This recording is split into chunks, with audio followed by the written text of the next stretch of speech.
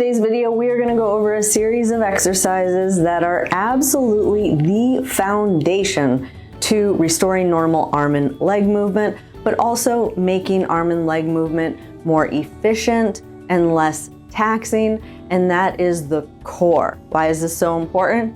Because everything we do with our arms and our legs need to be attached to a stable base. So in this video, we're going to go over why this is so important in neurologic recovery, but more importantly, a series of exercises that you will be able to follow regardless of what stage you are at in the recovery process. If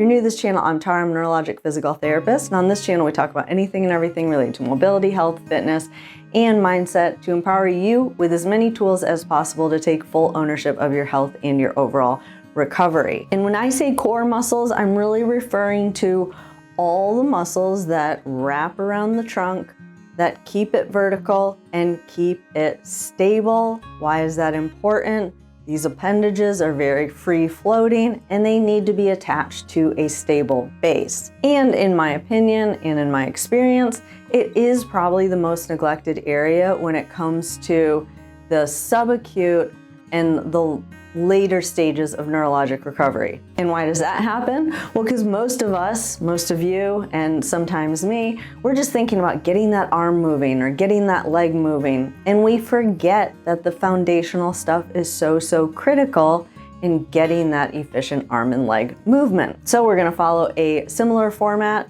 We're gonna do some laying down exercises, some seated exercises, some kneeling exercises, and some standing exercises. Now, I'm gonna try and put them in order of easiest to more challenging, but I do recommend that even if you're in the later stages, that you do follow this progression within a set workout. I use this analogy quite a bit, but it's just like elite athletes, they always have like a set of like kind of warm-up drills that they do to help kind of prepare their body for their more elite skills. And I think neurologic rehab should be treated exactly the same. You just want to kind of get that feeling of what that movement's like, get that muscle memory, kind of deeper ingrain some of those kind of automatic patterns that you want to occur before you jump into the more advanced exercises where you are going to have to be doing a little bit more kind of thinking. Now, there is one little caveat to this that typically, if we were working on a walking activity, we would do laying down, sitting, kneeling, and then standing.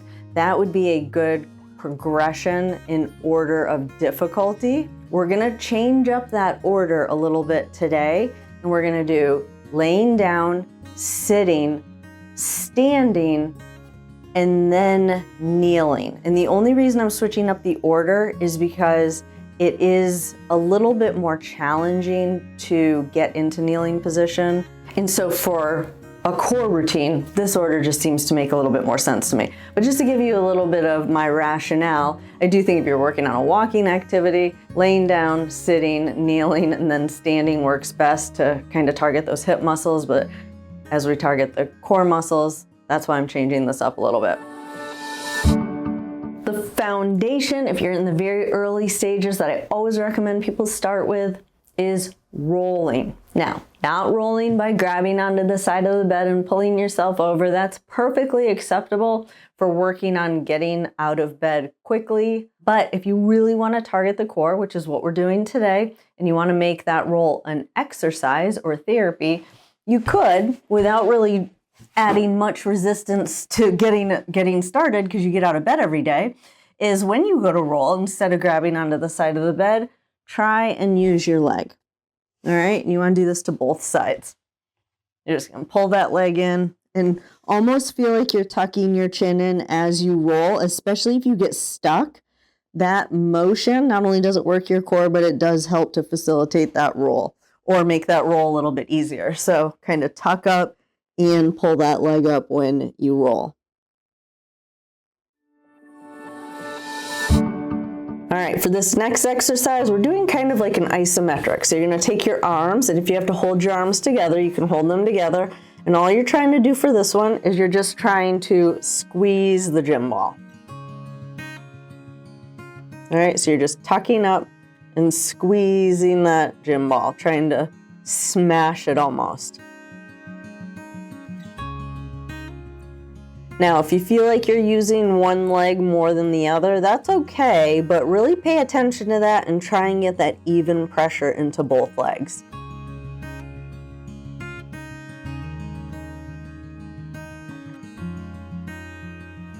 All right, next, and you might need help to get positioned for this one, you're gonna take the ball and put it under your legs for this one. Easier variation is to put your arms down by your side, and what you're trying to do for the first one is just not let that ball roll. If you can do that, okay, you can lift one arm, and then the other arm, and then both arms. And then if that's easy for you, you can try and do a little roll. Roll it to one side, and then roll it to the other side.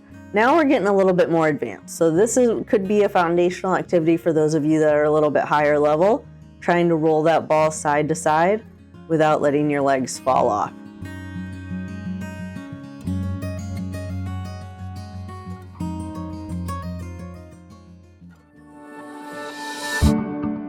All right, so for this one, and I'll put links for all these products in the description below. Instead of this wall anchor right here, which I will also put a link for that in the description below, I think it's a fabulous tool to add to your little gym area. But if not, you can always just hook these into a door.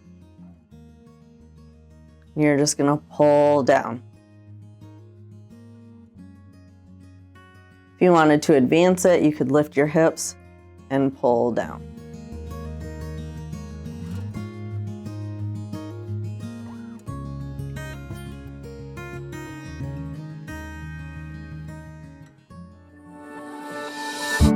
Now we're gonna move on to sitting.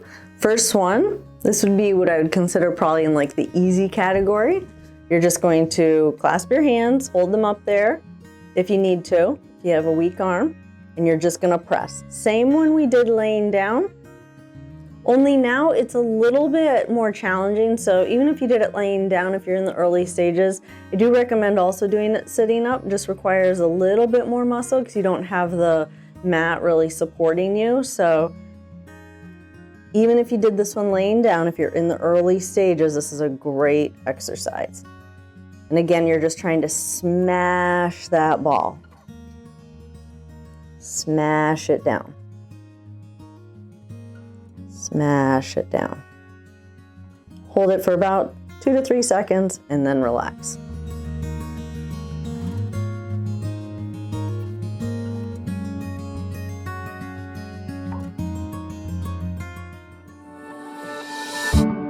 Now for this one, this is a sandbag. I really love this. I've shown this in other videos. I'll put a link in the description below. It's pretty cheap and you just go to Home Depot and buy a bag of sand and you just fill it with sand so you can make it as heavy as you want.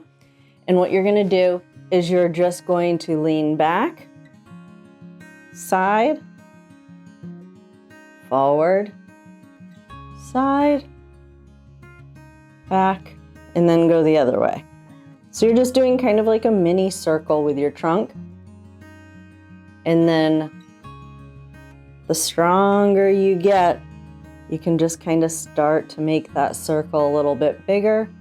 And you want to go in both directions. Now, if you have good arm range of motion and you want to make it even harder, you can put it on your shoulders and do that same circle.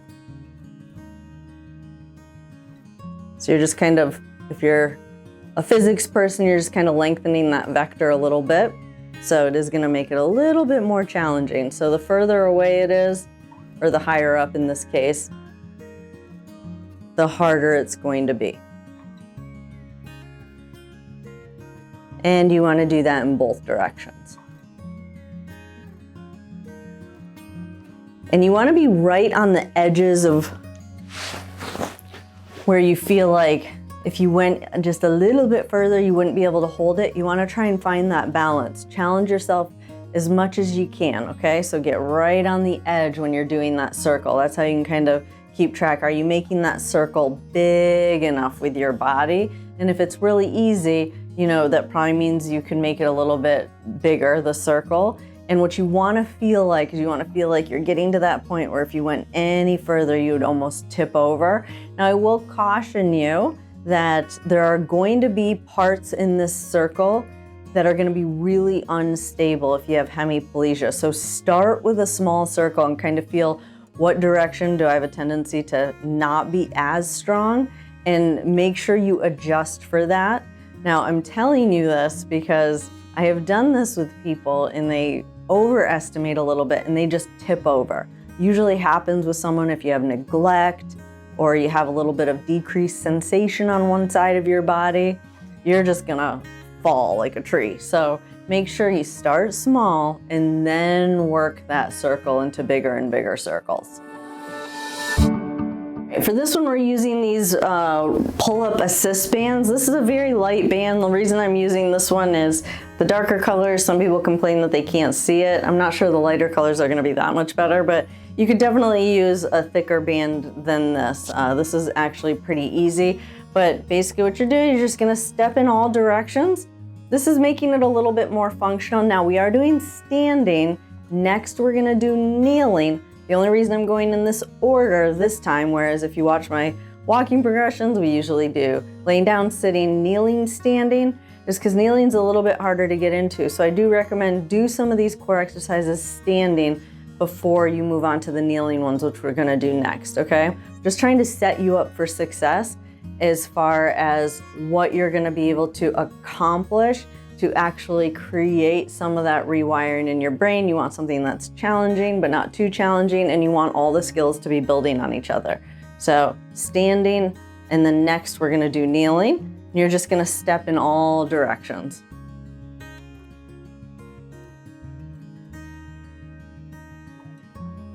With each foot, okay? If you have good arm strength, or even if you don't, maybe you could hook your fingers together, maybe. Let's see here. If you hook your hands together, this would be a way to advance it just a little bit more. Extend those arms out in front of you with that band and do the same thing.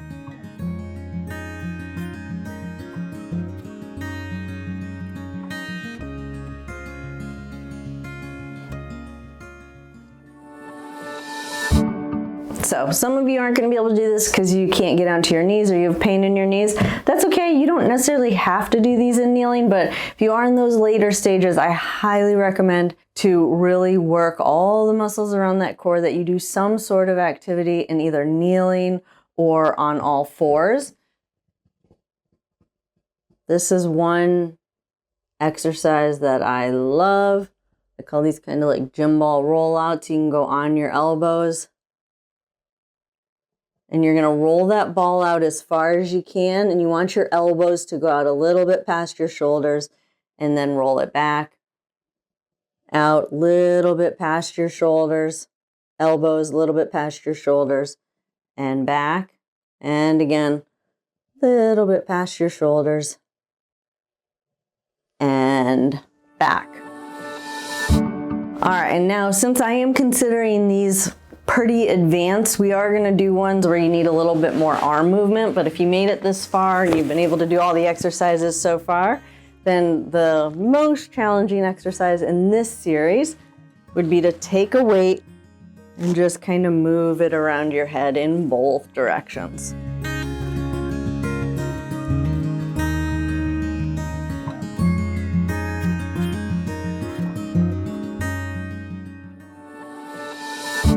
But that is it for this video. If you're new to this channel and you liked this video and you want to see more videos like this, hit that subscribe button and turn on that notification bell so that you will get notified every time I upload new videos. Also, if you're new, we do have a membership program, and with your membership program, you do get access to our PDF handouts that go along with these YouTube videos that have pictures and descriptions of all the exercises that I did in this video and in all the recent videos here on YouTube. To get access to those PDF handouts and to sign up for our membership program, visit www.rehab-hq.com. I enjoyed spending time with y'all today, and I'll see you in the next video.